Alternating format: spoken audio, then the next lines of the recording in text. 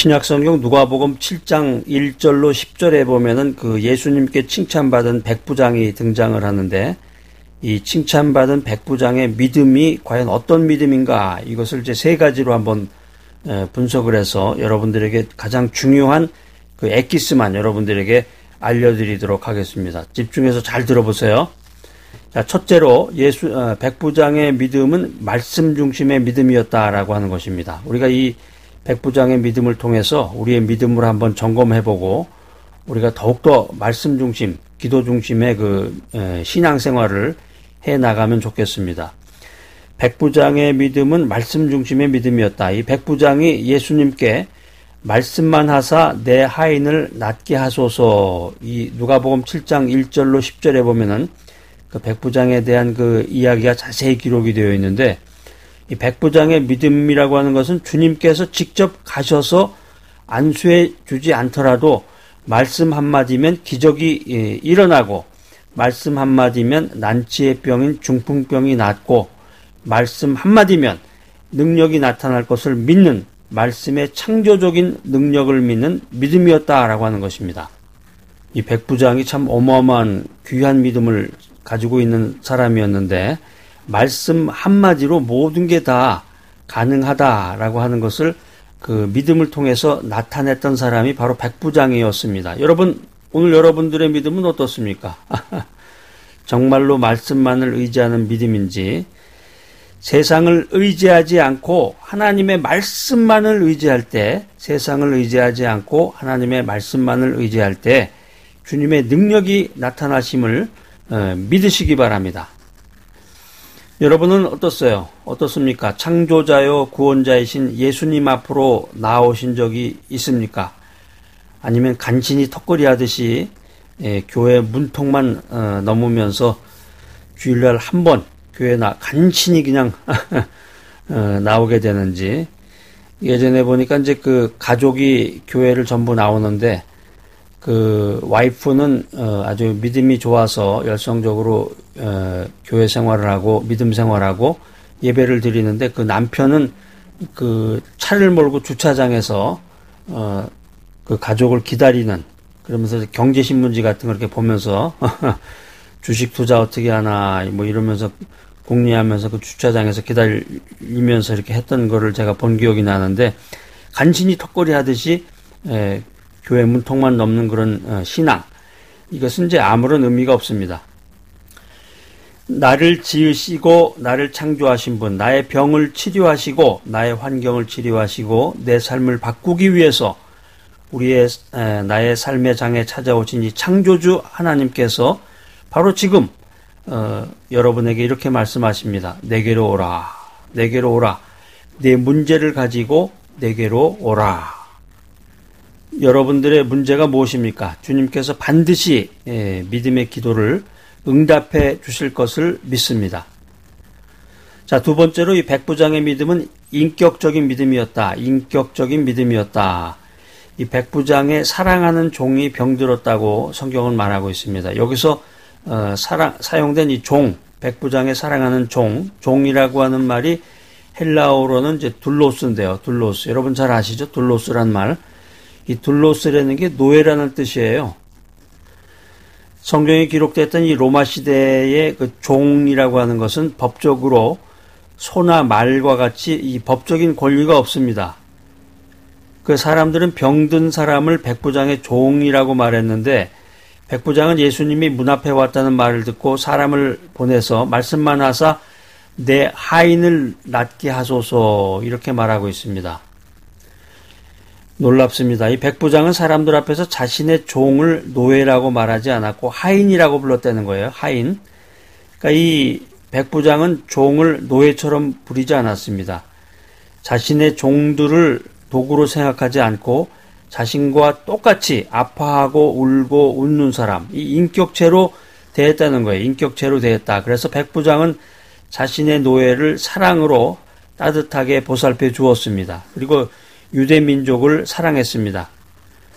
회당까지 지어준 친절한 사람이라고 알려져 있는데, 그 백부장은 비록 이방인 점령 군인이었지만 하나님의 은혜로 그의 삶이 변화가 되고 그의 행동이 변화되었다.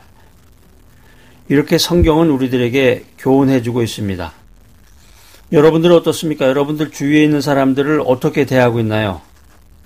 내 주변에 있는 사람들을 친절과 사랑으로 대하고 있는가? 아니면 백부장처럼 정말로 인격적으로 사람들을 대하고 있는가? 세 번째로 이 백부장의 믿음은 겸손의 미덕을 갖춘 믿음입니다. 겸손의 미덕. 당시에 이 유대인들은 이방인의 집에 들어가면 부정하게 된다고 생각했습니다. 그래서 이방인과 접촉하는 것 자체가 부정이다 이런 생각을 했는데 이 백부장은 예수님을 자신의 집으로 오게 한 것에 대해서 아주 너무나 송구스럽게 생각을 했습니다. 유대 민족을 지배했던 이 지배자 로마 군인이 아니라 하나님 앞에서 자신이 얼마나 어리석고 부족하고 누추한 존재인지를 이 백부장은 깨닫고 있었다라고 하는 것입니다. 그래서 감히 예수님 앞으로 나아갈 수 없었습니다. 그래서 백부장은 벗들을 예수님께 보내서 말씀만 해주소서 이렇게 간청을 했다고 하는 것입니다. 백부장은 예수님이 자신의 집에 오는 것을 꺼려했습니다. 그래서 유대인이 이방인의 집에 들어가는 것은 율법을 어기는 것이 되기 때문에 예수님을 공경에 곤란한 지경에 빠뜨리는 것임을 알고 이런 태도를 취했다는 거죠. 백부장의 사고방식으로 얘기할 것 같으면 이렇게 얘기해야 돼요. 나의 집에 들어오시면 주님에게 피해가 돌아갑니다. 이렇게 말해야 되는데 백부장은 뭐라고 그랬냐면 주님이 나의 집에 들어오시는 것을 나는 감당치 못하겠나이다. 이렇게 겸손한 태도로 말했다는 거죠. 그러니까 우리가 사람들이 커뮤니케이션 할 때 보면 사람에게 그 가시돋친 말을 한다고 그러죠. 확 긁는 것 같이 그렇게 말하는 사람도 있는데 오늘 백부장의 말을 들어보면 참 겸손하구나. 처음부터 끝까지 상대방을 배려하는 이 친절하고 사려 깊은 마음이 백부장에게 가득했습니다. 하나님 중심으로 인생을 살아가는 이 성도들의 가장 큰 특징이 있다고 그러면 그것은 겸손입니다. 겸손이 몸에 밴 이 성도야말로 그리스도의 향기를 발산하는 성도다라고 하는 것입니다. 하나님은 겸손한 자를 높이십니다. 여러분들은 이 백부장의 믿음처럼 겸손한 믿음을 갖고 계십니까? 스위스 제네바의 이 종교개혁가였던 이 존 칼빈의 일생을 지배했던 그 중요한 삶의 저명 가운데 하나가 코람데오라는 말입니다. 여러분 많이 들어보셨죠? 코람데오라는 말이 이 라틴어인데 코람이라는 말이 뭐뭐뭐 앞에라는 뜻이고 데오라는 말은 하나님이에요. 하나님. 그러니까 하나님 앞에서 코람데오라는 말이 하나님 앞에서 이런 의미입니다. 코람데오라는 말은 사람 앞에서 세상 앞에서의 명예가 아니라 오직 하나님 앞에서 하나님의 선하시고 기뻐하시고 온전하신 뜻을 구하고 분별하며 살아가는 인생을 가리켜서 코람데오라는 말로 표현하고 있습니다. 이 코람데오라는 말의 그 연역은 부패가 극에 달했던 이 16세기 중세 시대에 이 종교개혁가들이 크리스찬들로 하여금 하나님의 권위 안에서 하나님의 이름을 높이며 하나님께 영광을 돌리며 사는 이 삶의 방식을 요약했던 말입니다. 여기 하나님 앞에 서서 예배드리는 사람이 있습니다. 하나님 앞에 서 있는 사람들은 마음으로 나는 지금 하나님 존전에 서 있습니다. 만물을 창조하신 창조주 하나님의 영광 앞에 서 있습니다.